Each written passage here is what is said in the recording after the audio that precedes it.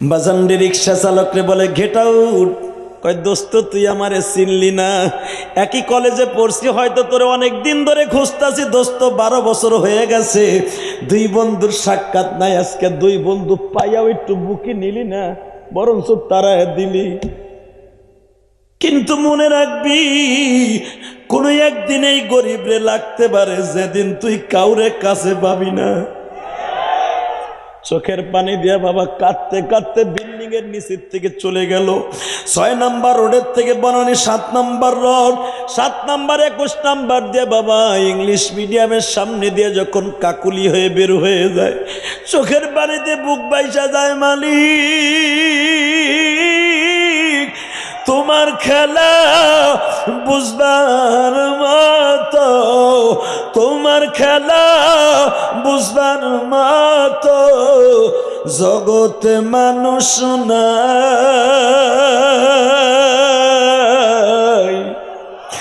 তুমি রাখো 5 তলাতে কেহ গাছতলা।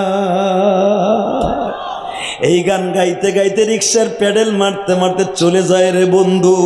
এ সিরাজগঞ্জের বাইরে বাস্তব ঘটনা, বেশি দিন যায় নাই, মাত্র 6 থেকে 7 মাস পরে শীতের মৌসুম চলে আসলো।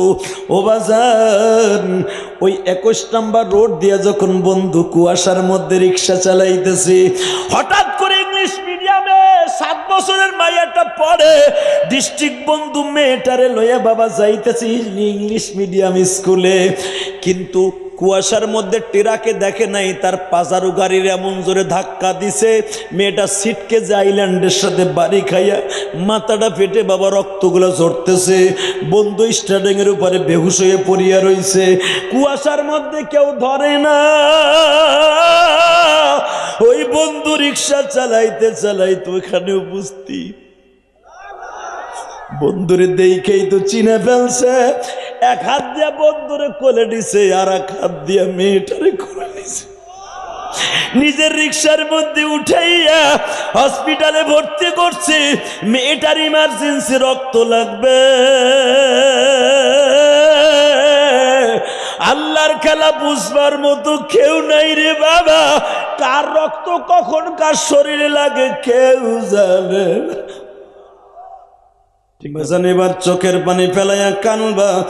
যখনই বলছে ডাক্তার সাহেব জিজ্ঞেস করছে, ডাক্তার সাহেব আমার মেয়ের রক্ত কে দিছে? স্যার আপনি একজন দামি মানুষ, রক্ত ছিল না আমাদের এখানে, একটা রিক্সা চালক আপনাদেরকে নিয়ে আসছে, ওনার মাথায় এখনো গামছা বাঁধা আছে, আপনার মেয়ের রক্ত ওনার গামছার মধ্যে। কে কে কে কে কে? রিসিপশনে আছে স্যার। এখন কানবেন। কে কইছে আল্লাহ আপনারা মাফ করবে না যুবক? এই দাদা ভাই কি কইছে? আমার আল্লাহর খেলা বুঝবার মতো কেউ নাই, কথা কও না কেন? ডাক দেব তো স্যার। ডাক দিয়ে আনছে, আরে তুই ফারুক না? দোস্ত আজকে চিনছ? দোস্ত আমার আর লজ্জা দিস না, ওটা আমার বাড়ি না, এটা হসপিটাল। এবার কানবেন। সঙ্গে সঙ্গে রিক্সা চালক বন্ধু বলে, দোস্ত এখন তো তুই চাবি, তোর মেয়ের রক্ত দিছি, বাঁচাইছি আল্লাহর হুকুমে, তোর বাড়িটা আমারে লেখা দিতে চাইবি। দোস্ত তোর অর্থের প্রতি আমার কোনো লোভ নাই, তবে আমার সাথে যদি একটা জিনিস ওয়াদা দেস, আমি রক্তের ঋণ বাদ দিয়ে দিব। যুবক বাইরে তোমাদের জীবনে এরকম হতে পারে, আমার জীবনেও হতে পারে, অথবা এই সভাপতিও হতে পারে। বাজান রে এবার চোখের পানি ফেলে আমার মাওলারে রাত 12টার সময় দেখায় দিবা। যখন বলছে দোস্ত তুই আমার আর লজ্জা দিস না, বল কি চাস? ঠিক না বে ঠিক? জোরে কন। গরিবের দরদ গরিব বোঝে না বাবা, গরিবের দরদ ধনী কোনোদিন বুঝবে না। গরিব মানুষ রিক্সা চালায়, ধনী রিক্সার উপর উঠে আস্তে টানতে থাকলে ধাপ করে থাবুর মারে। তুই পারস না, লইছস কে? কিন্তু তো জানে না এই গরিবের ঘামের মধ্যে জান্নাতের সুঘিরান আছে। ঠিক না বে ঠিক? জোরে কন। একসাথে দুই বন্ধু, রংপুর বাড়ি, এই ওয়াজটা তোমরা শুনছো, সারা দুনিয়া ভাইরাল। দুই বন্ধু একসাথে একই কলেজে পড়ছে, কলেজে পড়িয়া একজন হয়েছে ডিস্ট্রিক্ট জজ আর একজন হয়েছে রিক্সা চালক। বাপের টাকা আছে, ঢাকা বিশ্ববিদ্যালয়ে পড়াইছে, আইন বিশেষজ্ঞ পড়িয়ে সে ডিস্ট্রিক্ট জজ হয়েছে, আর একজন হয়েছে রিক্সা চালক। রিক্সা চালাইতে চালাইতে বনানীর 6 নম্বর রোডে 6তলা বাসার নিচে যাইয়া বন্ধু রিক্সাটা রাইখা বৃষ্টির মধ্যে গামছা দিয়ে শরীরটা মুছতাছে। বাস্তব ঘটনা বেটা। যখন শরীরটা মুছতাছে সিসি ক্যামেরায় দেখছে ডিস্ট্রিক্ট জজ আমার সামিয়ানার নিচে, বিল্ডিংয়ের নিচে এক রিক্সা চালক দাঁড়াই রয়েছে। তার মাইন্ডে লেগে গেছে, লগে লগে দারোয়ান রে কয় গেট আউট, আরে খেদা। দারোয়ান যে কয় ভাই তোর মাফ চাই, আমি গরিব মানুষ, চাকরি খাইস না, তুই সর। আমার বাড়ির মালিক এটা জানোয়ার, তোরে দেখছে, তুই সর। কয় কি কইতে চাস, তোর বাড়ির মালিক কি পাস? এই বেড়া আমিও বিয়ে পাস, কপাল দোষে রিক্সা ধরছি বেড়া, চাকরি নাই, কি করবো, রিক্সা ধরছি। চপ বেটা সর, তোর শিক্ষিতের গোষ্ঠী কিলে তুই সর। 30 শিক্ষিত হলে তুই হ্যাঁ নাইছিস রিক্সা চালাইতে। বড়র 3টা ইংলিশ মেরে দিছে, বুঝছি না? হয় নাই, আমার মন মতো হয় নাই। জন ইংলিশ মেরে দিছে, উপরের থেকে সার আসছে দোতলা থেকে, এই হোয়াট ইজ ইউর নেম? আরে দোষ, তুই সে কুদ্দুস ভাই না?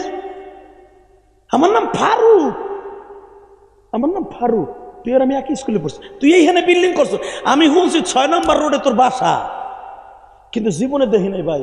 ভাই আমি তো সেই ফারুক ভাই। Chop, get out. কিসের কার ফারুক? হ্যাঁ গেট আউট। আরে দোষ, আমার বাপ গরিব হইলো, আমার কলম দিয়ে একদিন তুই পরীক্ষা দিছিলি ভাই, আমরা দুজনে এক লুঙ্গির মধ্যে ঘুমাইতাম, ভুলে গেছো? Get out. সিনাও কিন্তু সেরে নাই, কথা বলেন বাবা, 2টা পাও ধরছে, কথা বলেন, কথা বলেন, কথা বলেন, কথা বলেন। আমার আল্লাহ কিন্তু এটা কোনোদিন পছন্দ করে না। তুলিজুল লাইলা ফিন নাহারি ওয়া তুলিজুন নাহারা ফিল লাইল। যেই আল্লাহ রাত দেয়, দিন থেকে রাত করে, রাত থেকে দিন করে, ওই আল্লাহ গরিব থেকে ধনী করে। কথা বল না কেন? যমুনা গ্রুপের মালিক এই যে বাবুল সাহেব করুণায় মারা গেল, কত হাজার কোটি টাকার মালিক সে নিজেও জানে না। কথা বলেন না কেন? সে আগে কি ছিল জানো? চাকরি করছে একজনের দোকানে মাত্র 800 টাকায়। ইতিহাস খুলে দেখো, করোনা রোগে যখন মারা যায় সে তখন সিল্লাই ছিল আর বসছিল হাসপাতালে বসে। টাকায় যদি মানুষকে শান্তি না দেয় এটা জানতাম, জীবনে টাকার পিছনে দৌড়াইতাম না, জীবনে টাকার পিছনে দৌড়াইতাম না, আর টাকা দিয়ে মসজিদ মাদ্রাসা করতাম।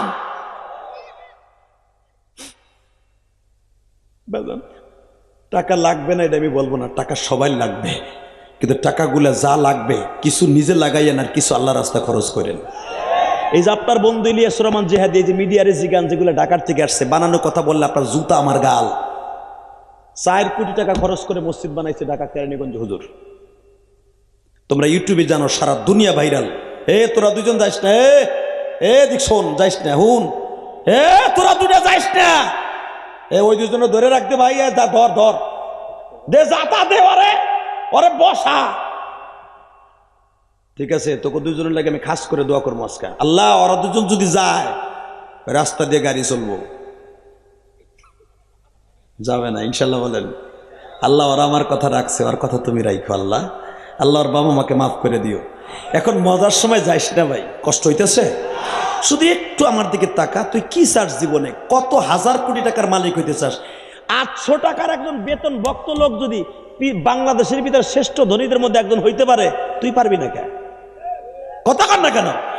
চাওয়ার মতো চাইতে হবে, তবে ওই ধনী হইতে চাই না যেই ধনীর টাকা মসজিদ মাদ্রাসা কবরস্থানে লাগে না,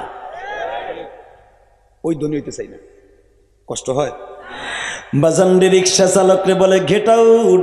কয় দোস্ত তুই আমারে চিনলি না, একই কলেজে পড়ছি, হয়তো তোরে অনেক দিন ধরে খুঁজতাছি দোস্ত, 12 বছর হয়ে গেছে, 2 বন্ধুর সাক্ষাৎ নাই, আজকে 2 বন্ধু পাইয়াও একটু বুকে নিলি না, বরঞ্চ তারা দিলি।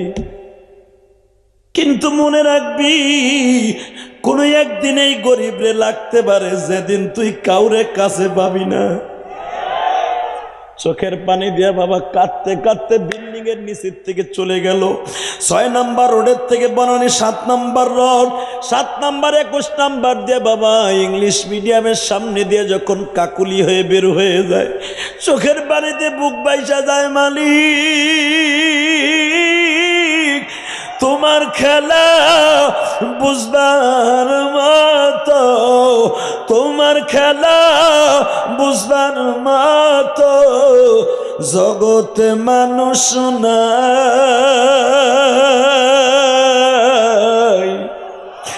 তুমি রাখো পাঁচতলাতে কেহ গাছতলা। এই গান গাইতে গাইতে রিক্সার প্যাডেল মারতে মারতে চলে যায় রে বন্ধু। এ সিরাজগঞ্জের বাইরা বাস্তব ঘটনা। বেশি দিন যায় নাই, মাত্র 6 থেকে 7 মাস পরে শীতের মৌসুম চলে আসলো। ও বাজান, ওই 21 নম্বর রোড দিয়ে যখন বন্ধু কুয়াশার মধ্যে রিক্সা চালাইতেছে, হঠাৎ করে ইংলিশ মিডিয়ামে 7 বছরের মাইয়াটা পড়ে। ডিস্ট্রিক্ট বন্ধু মেয়েটারে লইয়া বাবা যাইতেছি ইংলিশ মিডিয়াম স্কুলে, কিন্তু কুয়াশার মধ্যে টেরাকে দেখে নাই, তার পাজারু গাড়ির এমন জোরে ধাক্কা দিছে মেয়েটা সিটকে যে আইল্যান্ডের সাথে বাড়ি খাইয়া মাথাটা ফেটে বাবা রক্তগুলো ঝরতেছে। বন্ধু স্টার্টিং এর উপরে বেহুশ হয়ে পড়িয়া রইছে। কুয়াশার মধ্যে কেউ ধরে না। ওই বন্ধু রিক্সা চালাইতে চালাইতে ওখানে উপস্থিত। বন্ধুরে দেখেই তো চিনে ফেলছে। এক হাত দিয়া বন্ধুরে কোলে নিছে, আর এক হাত দিয়া মেয়েটারে কোলে নিছে। নিজের রিক্সার মধ্যে উঠাইয়া হসপিটালে ভর্তি করছে। মেয়েটার ইমার্জেন্সি রক্ত লাগবে।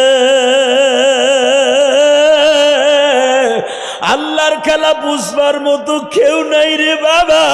কার রক্ত কখন কার শরীরে লাগে কেউ জানে না। ঠিক না বেঠিক? জোরে কর, আরো জোরে। বাবা বাবা, আমার ওয়াইফের এক সময় যে কোনো একটা কারণে অপারেশনে রক্ত মিলাইতে পারি না। হঠাৎ করে একটা তাল বেলেন কোথা তেজে নাইছে, হুজুর আমার রক্ত দেখেন তো। রক্ত পরীক্ষা করে দেখি ওর রক্তের সাথে মিল আছে। ওর কথাটা আমি কোনোদিন ভুলবো না। রক্তটা দিলাম, তখন আমি আমার মওলার শুকর আদায় করলাম, মালিক রে তুমি কার ভিতরে কার রক্ত ফিট করে রাখছে কেউ জানে না। কথা ঠিক না? আমি ঠিক? যুবক ভাইরা, রিক্সা চালকের রক্ত ডিস্ট্রিক্ট জজের ভাইয়ের শরীরে। বাজান এবার চোখের পানি ফেলাইয়া কানবা যখনই বলছে। ডাক্তার সাহেব জিজ্ঞেস করছে, ডাক্তার সাহেব আমার মেয়ের রক্ত কে দিছে? স্যার আপনি একজন দামি মানুষ, রক্ত ছিল না আমাদের এখানে, একটা রিক্সা চালক আপনাদেরকে নিয়ে আসছে, ওনার মাথায় এখনো গামছা বাঁধা আছে, আপনার মেয়ের রক্ত ওনার গামছার মধ্যে। কে কে কে কে কে? রিসিপশনে আছে স্যার। এখন কানবেন। কে কইছে আল্লাহ আপনারা মাফ করবে না যুবক? এই দাদা ভাই কি কইছে? আমার আল্লাহর খেলা বুঝবার মতো কেউ নাই। কথা কও না কেন? ডাক দেব তো স্যার। ডাক দিয়ে আনছে, আরে তুই ফারুক না? দোস্ত আজকে চিনছ? দোস্ত আমার আর লজ্জা দিস না, ওটা আমার বাড়ি না, এটা হসপিটাল। এবার কানবেন। সঙ্গে সঙ্গে রিক্সা চালক বন্ধু বলে, দোস্ত এখন তো তুই চাবি, তোর মেয়ের রক্ত দিছি, বাঁচাইছি আল্লাহর হুকুমে, তোর বাড়িটা আমারে লেখা দিতে চাইবি। দোস্ত তোর অর্থের প্রতি আমার কোনো লোভ নাই, তবে আমার সাথে যদি একটা জিনিস ওয়াদা দেস, আমি রক্তের ঋণ বাদ দিয়ে দিব। যুবক বাইরে, তোমাদের জীবনে এরকম হতে পারে, আমার জীবনেও হতে পারে। এই সভাপতি কি আপনি না? না না, এমনি সম্মেলনের সভাপতি আপনি না? মারহাবা। হতে ভাই সভাপতিও হতে পারে বাজান রে। এবার চোখের পানি ফেলে আমার মাওলারে রাত 12টার সময় দেখায় দিবা। যখন বলছে, দোস্ত তুই আমার আর লজ্জা দিস না, বল কি চাস? দোস্ত দিবি? হ্যাঁ দিব। দিবি? দেব। দিবি? দেব দোস্ত। তাহলে দে, এই কাগজ একটা স্বাক্ষর দে। কোনোদিন কোনো গরিব যদি তোর এজলাসে কোনো মামলা লইয়া যায়, গরিবের বিপক্ষে কোনোদিন রায় দিস না। গরিবের টাকা নাই, কিন্তু গরিবের একটা মন আছে। গরিব টাকা দিয়ে লড়তে পারবে না, কিন্তু মন দিয়ে তোরে দোয়া দিতে পারবে। তোরে দোয়া দিতে পারবে দোস্ত, তোরে প্রাণ খুলে দোয়া দিতে পারবে। আল্লাহু আকবার সরে বলো, আল্লাহু আকবার সরে বলো। দোস্ত আল্লাহর কসম করে বললাম, আমি আর কোনোদিন কাউকে ঘৃণা করবো না।